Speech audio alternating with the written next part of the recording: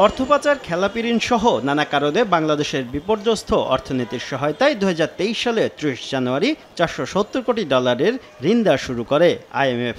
এ পর্যন্ত 3 কিস্তিতে $231 কোটি পাওয়া গেছে। বাকি 2 কিস্তির $239 কোটি বাজেট সহায়তার জন্য একসঙ্গে চায় সরকার, যা মিলতে পারে জুনে। চতুর্থ ও পঞ্চম কিস্তি একসঙ্গে ছাড়ের আগে বিভিন্ন শর্ত পালনের অগ্রগতি দেখতে আগামী শনিবার ঢাকায় আসছে আইএমএফের একটি দল।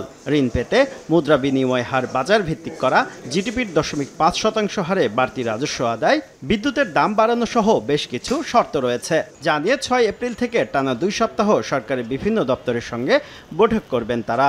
তবে এসব শর্ত বাস্তবায়নে এই মুহূর্তে কতটা প্রস্তুত সরকার? 2022 সালে রাশিয়া ইউক্রেন যুদ্ধের পর থেকে ঊর্ধ্বমুখী মূল্যস্ফীতি নানা উদ্যোগেও আটকে আছে 9%। এ অবস্থায় বিদ্যুতের দাম বৃদ্ধি জনমনে অসন্তোষ বাড়াবে। বিদ্যুতের দাম যদি বাড়ানো হয়, মানে বিশেষ করে যে এখান থেকে যদি ভর্তুকি তুলে নেওয়া হয়, তাহলে সেই ক্ষেত্রে যে মূল্যস্ফীতির চাপ তৈরি হবে নতুন করে, আর সেটার দায়টা কে নেবে? আইএমএফ এর শর্ত মেনে অন্তত 57,000 কোটি টাকা বাড়তি রাজস্ব আদায় করতে হবে, কমাতে হবে কর অব্যাহতি। ক্রলিং পেগ পদ্ধতিতে বিনিময় হার নির্ধারণ করায় হু করে বাড়তে থাকা ডলারের দাম আপাতত 122 টাকায় স্থিতিশীল।